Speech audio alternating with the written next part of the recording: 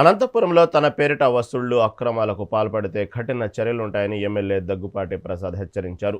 Urban TDP ఆఫీసులో MLA ప్రజా దర్బార్ నిర్వహించారు. ప్రజల నుంచి అర్జీలను స్వీకరించారు. ఇప్పటి వరకు 922 అర్జీలు రాగా 745 సమస్యలకు పరిష్కారం చూపించామన్నారు. మరో 89 సమస్యలకు పరిష్కారం చూపించబోతున్నట్లు తెలిపారు.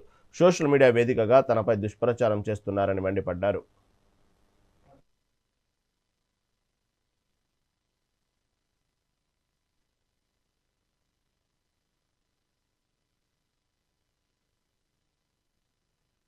అనంతపురం అర్బన్ నియోజకవర్గంలో మా ముఖ్యమంత్రి నారా చంద్రబాబు నాయుడు గారి ఆదేశాల మేరకు, అలాగే మా యువ నాయకుడు ఐటీ శాఖ మంత్రులు నారా లోకేష్ గారి సూచనల మేరకు ప్రతి వారము ఎక్కడికక్కడ లోకల్ ఎమ్మెల్యే ఆఫీసులో గ్రీవెన్స్ ఏర్పాటు చేయడం జరిగింది.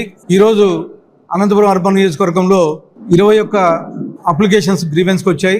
ఇప్పటివరకు దాదాపు 922 అప్లికేషన్లు వస్తే దాంట్లో దాదాపు 755 అప్లికేషన్లు సాల్వ్ చేయబడ్డాయి. 89 అప్లికేషన్లు ప్రాసెస్లో ఉన్నాయి. 5 అప్లికేషన్లు మాత్రం టోటల్గా పెండింగ్లో ఉన్నాయి. మిగతా కానీ ఈ వారంలో వచ్చినవి, గత వారంలో వచ్చినవి అని కానీ ప్రాసెస్లో ఉన్నాయి. ఇవన్నీ కలిపి అంటే మా ముఖ్యమంత్రి నారా చంద్రబాబు నాయుడు గారు ఆదేశాలతో ఈ కార్యక్రమం ప్రతి వారము ఏర్పాటు చేస్తున్నాం.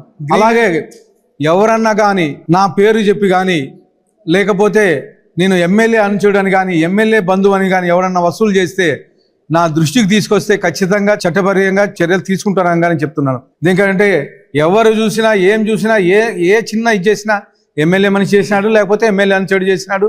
నాకు మొత్తం అనంతపూర్ ప్రజలు మొత్తం నా అనుచరులే.